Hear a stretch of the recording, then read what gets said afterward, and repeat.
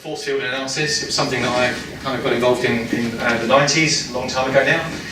But force field analysis kind of talks a little bit now to some of the factors that are working for and against. And I think on the left-hand side, thank you. I did know it was there, I don't know why I didn't pick it up. All right, that's better. Thank you, Ashish. So consumers or customers and stewardship are probably the forces that are driving towards the introduction of the digital worker, meant to be on the right hand side of the picture that you can see. And of course the consumers are demanding integrated seamless data. Even in the taxi ride here this morning, once I announced I was a healthcare person, I've got the inevitable story about how long people have to wait and customer dissent that you kind of expect. And of course for caregivers, which are employees in our sort of nomenclature, if we can unburden them from other work, other robotic work, then they can do higher value add. So those are our customers. And it's finance, professionals, stewardship's always front of mind. But the opposing forces are process inertia. There's a lot of reluctance, I guess, to change processes in large organisations. It's complicated to do it. There might be a number of obstacles with regard to privacy and regulatory requirements. So your progress may be slowed by questions around how secure is the data transmission between different applications. And of course there's the change resistance. The familiar thing that happens for all of us, I guess, is do we feel threatened by robots or by digital workers? So in healthcare, I think there's we're pretty much a late follower. We're not an early adopter. We're not at the iPhone store when iPhone X comes out at 6 o'clock in the morning in a sleeping bag looking for the new technology. Maybe we are in the clinical space more than we are in the finance space, but that's a force that's acting against us. So Sukup did a great job actually of describing what RPA is and isn't, but it's really important, I found throughout our journey, to remind people, because I have had executives ask me the question, so where is your robot? So it is important to understand it's software, and just as Sukup described it, you're onboarding a sort of an avatar of a human being, but they don't need an office, they don't need a desk, they don't take coffee breaks, they don't work, they don't take annual leave or call in sick, but they do require some infrastructure, a PC, logins to the various systems that they interact with. And they're very good at doing all of these things at about 3 to 4 times the speed of what a human can do. And all you've got to do is just ask anybody who's got RPA in their organisation and say, can I watch a digital worker in action? And you'll see, it's just like watching something speeded up by about 3 to 4 times. Important to understand that before you have conversations internally. The pyramid, I was also pleased to see Sukup use that, because I can then leverage that by this slide. And when we look at the traditional CFO portfolio, we've got bookkeepers at the bottom, financial operations, we've got controllers in the middle, and we've got the CFO at the top. And obviously there's a great opportunity in the very rules-based transactional services, so that's naturally where RPA is going to potentially be incubated in an organisation, and it's certainly the case for us. And RPA can potentially move up into financial reporting, financial planning and control. There was a journal case study which Sukup mentioned, and that's something we're looking at. And even in our sort of exposure so far to RPA, don't be afraid to do the simple things that do only take you less than a month to implement, such as if your management accountants are all downloading a report from a system every month and they store it on a shared drive location and they keep that for when the audit comes at the end of the year, why not robotise that? Because that's as simple as, and it's going to be 100% reliable every time, and give your management accountants 3 or 4 hours back on day one when they're frantically trying to meet their deadlines. So there's some great use cases as you go up, but the schematic on the right is designed to say that RPA probably doesn't go up as far as the CFO. And I put that there partly because there are CFOs in this room. I don't want to frighten them. You're not going to be replaced by robots just yet. So, what vendors and partners can't tell you about RPA? This is the part where people like Mohan and Sukup might get a little bit nervous. Not at all? Good to hear. I don't expect anybody to recognise the little guy at the top right of this slide. That's Rudyard Kipling. And he wrote a poem. It was a child's poem, more than 100 years ago, I think. And it has the phrase in it, I keep 6 honest serving men, They keep me, I think I'm going to get this slightly wrong, but they serve me well and true. Their names are what and why and when and where and who, how and where and who. And these are the questions that I want to encourage you guys to think about for your organisation. So I talked about industry factors for healthcare, but your organisations are all different. You'll all be facing different things than those. Some of those things might resonate for you, some of them might not. But you need to understand your organisation. So this is really where what, where, what, why, what, who, when and where comes into play from my perspective. Sorry.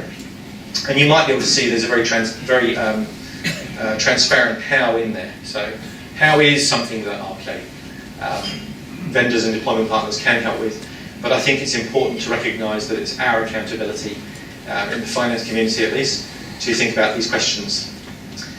So let's push ahead. Now I've put 3 of these questions into one slide, and that's because for me they're interlinked. So I'll do this via a story, and the story is that you as an RPA evangelist after this session rush back to the office. It's 12:30 and you already know who you're going to go and speak to, and it's your accounting manager. Let's call her Judy. Okay, so you rush off to see Judy. So you've already thought about where in your organisation RPA is going to fit. So you start thinking about talking to Judy on the way to see her, and you're thinking, this is great, it's going to free up her team's time, she's going to be so excited about this. But wait, if I'm going to be looking at journals, and maybe what I'm going to do is I'm going to introduce RPA to sit over a sub-ledger system and transport data into my ERP, well, I need to involve IT because I need the infrastructure, and I need to talk with them about the governance and the risk management and the business continuity support and a whole bunch of other factors which means you need to involve IT. So now your who is not just Judy, it's also your IT manager. So is your IT manager receptive? Do they like RPA? What have they heard about it? Would they tell you, no, we can develop an API for that, it'll only take 12 months. What kind of experience are you going to have with your who? Now, you're just about to have the conversation with Judy, and then you realise, wow, this is great because I'm going to tell her about how her team can be uplifted. But that means I have to change their role descriptions. If I change the role descriptions, I need to involve HR. Maybe there might be retrenchment, or maybe less confronting. There might be an uplift in people's roles, but that might mean that they need training, they need reskilling, they need to be evaluated. You need to involve HR. So what you're doing is you're starting to understand the magnitude of the change impact within your organisation, and you think about who you're going to involve. And now you've got to think about all of their whys, because your why might not be their why. So the HR manager might be scared stiff of industrial action because of a unionised workforce. The IT manager might, as I said, be in favour of APIs and traditional interoperability. And you've also got to think about, well, who are my promoters, who are my detractors, and who's passive? So change management inevitably is going to occur when you get launched into RPA. When? How do you decide when? And I've kind of thought about this in 2 specific ways. Your when's going to emerge as you talk with your who's. And the when might be, yeah, RPA would be great, but let's lean out our process. Let's do some business process mapping, and let's make sure it's optimised so that we get a really skinny script development, and we get it right first time. Or you might have somebody else who says, let's automate, let's figure out what the process inefficiencies are, and let's optimise afterwards. And I love this picture that I got from USET because I like the idea that long-term versus short-term is a fork in the road. I kind of think short-term is on your way to long-term. Like, the future is kind of, it's sequential, it's not, 2 different directions. So maybe RPA is right now, but it might not be, it might be something that you put off for the future, or it might be something that you think about doing in the short term. And maybe if you are, putting in an ERP, or you're changing your application landscape more broadly, 2 to 3 years, RPA does fit now, because you can get some of those juicy benefits right now without waiting for that long-term potential to arrive. What? So, what you are doing. For me, this is really important to actually orient yourself, and this probably speaks to the strategy of what you're trying to achieve, not your why. But how are you going to frame this project inside your organisation? Is it a technology project, in which case it might be led more by IT? Is it a process project, because what you're trying to do is you're trying to get cost cutting? Or is it a people project, including process and technology changes?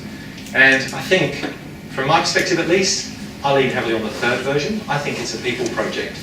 If what you're doing is you're replacing human effort with digital effort, regardless of what you do with that, whether you see redundancies, whether you change people's jobs, you're changing the nature of work for human beings. So it's a people project in my mind, but it includes process and technology changes. You should think about whether or not it's one or one of many. Is it a program of works? Is it a one-off? Are you just dipping your toe in the water? Are you going to have a point solution and then walk away once you've delivered that? Or is it more than that? Is it something that could be adopted more broadly across your organisation? And then you've got to think about what sort of project methodology you want, whether you want to go waterfall, whether you want to go agile, whether you want to try something else, even if you think it's continuous improvement. And what's really important, I think, is to think about what are you trying to achieve in terms of magnitude. So are you trying to just take the next step, or are you trying to leap tall buildings in a single bound? What actually is your ambition and your vision? So just to give credit, and I don't want to speak for vendors and partners, but there's a whole heap of things that they can help you with. And really, they're your tour guides in what might be unfamiliar territory. Again, coming back to what Sukat said earlier on, across this room there's going to be, I don't know, probably a third of people who start a journey, there's going to be a third that have done something, and there's a third that have not even looked at this yet, possibly, across this audience. So, your third parties, deployment partners and vendors can help you with how to address those other 5 questions. And of course, they've got experience which will help you to manage the software design, the development, the configuration, the implementation. And of course, as Sukat mentioned, with these case studies, they can see what other organisations have, where they've had success and where they've faltered.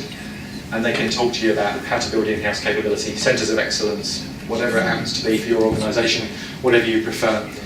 And with the right deployment partner, they're going to be agnostic about your choice of solution. There are many RPA programs out there, 3 dominant perhaps, and probably another 12 beyond that. So there's a lot of choice in the RPA functional world.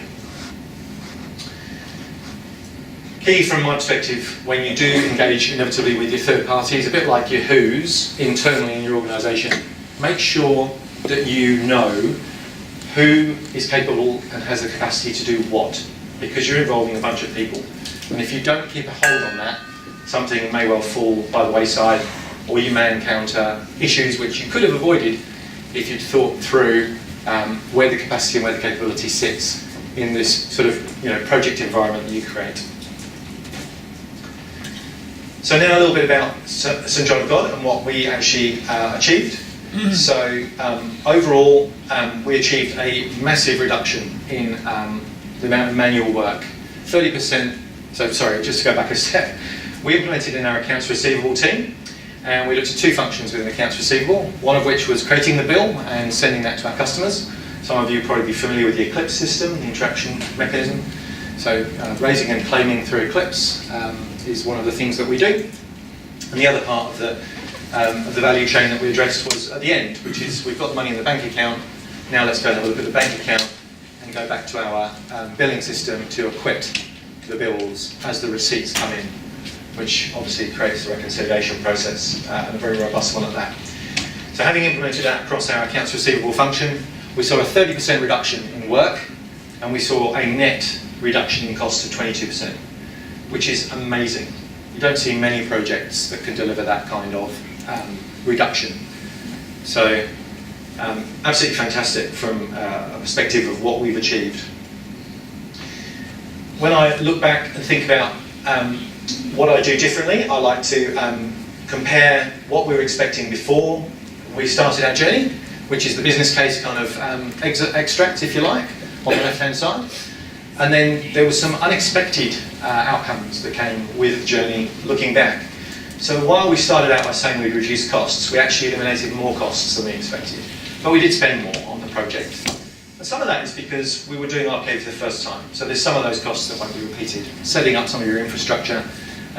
If you use Automation Anywhere, which is what we use, buying a control room, it's a one-off cost. Incremental bots are much lower in incremental cost.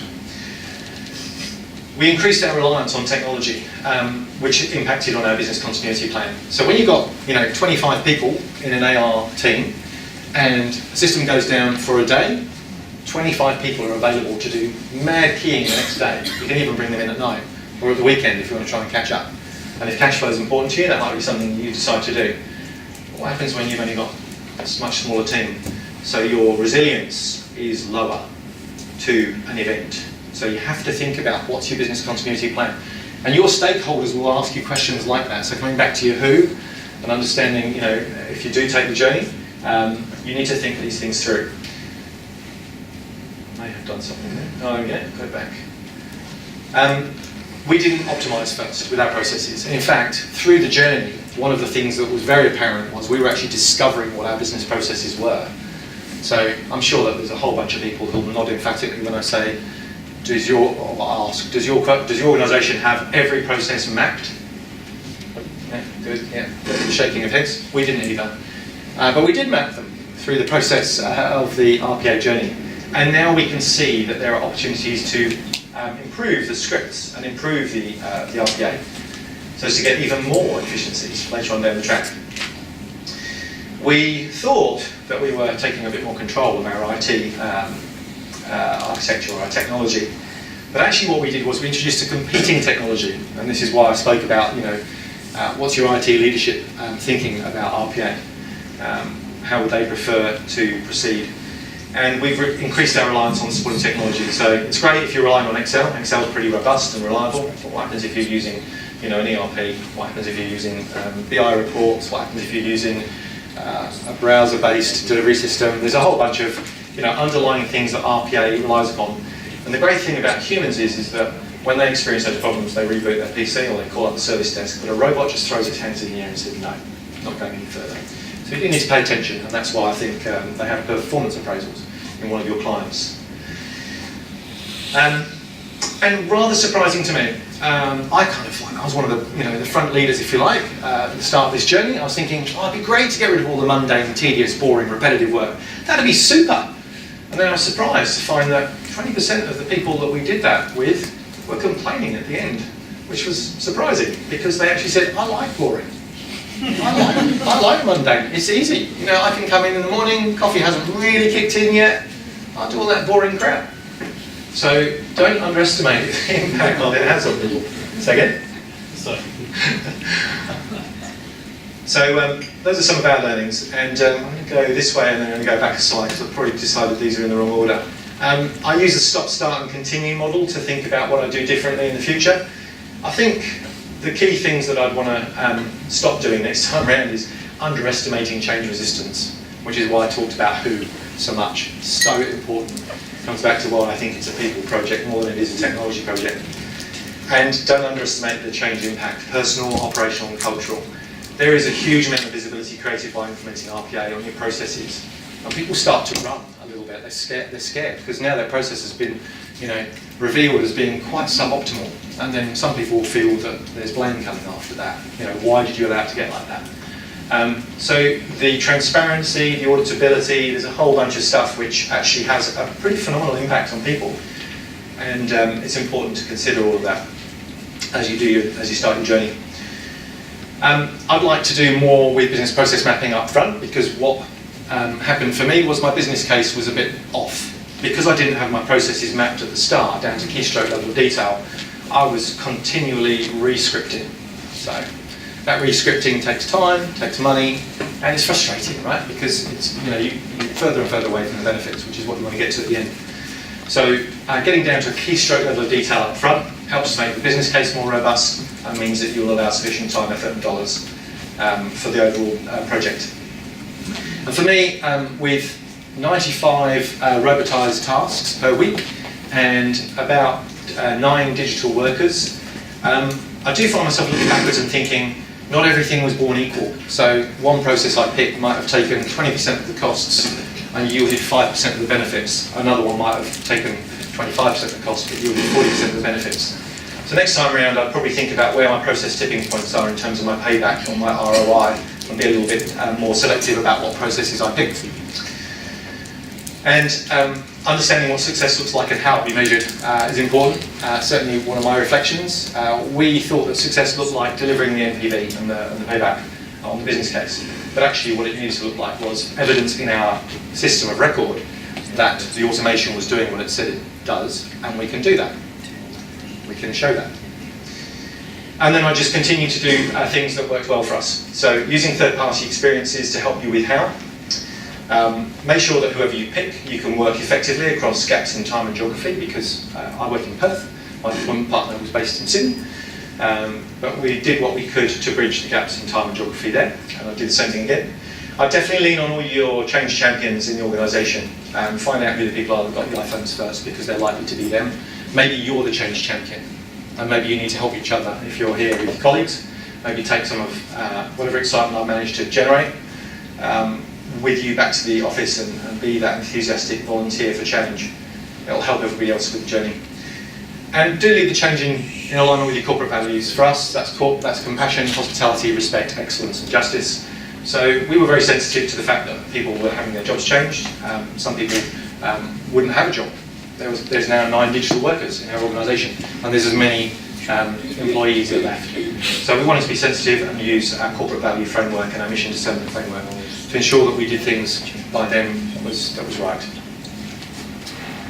So to summarise, I think I started out by saying it's about finance and it's about healthcare, and I think that the question's actually wrong.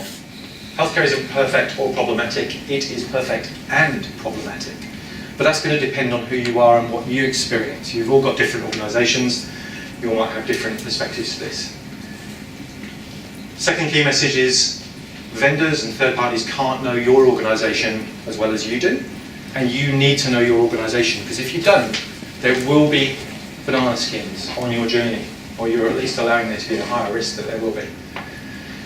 And from my perspective, I think what we learned was probably more valuable than our actual project MPV. You know, there's 2 ways that you win on projects. You win by achieving the outcome, and you win by what you learn while you're achieving the outcome, and what you take into your next endeavour. So the question for you guys is, what's your next step?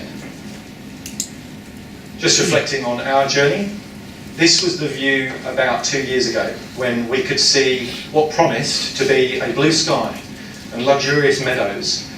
And there's a door there, but we weren't at the door, we needed to walk to the door.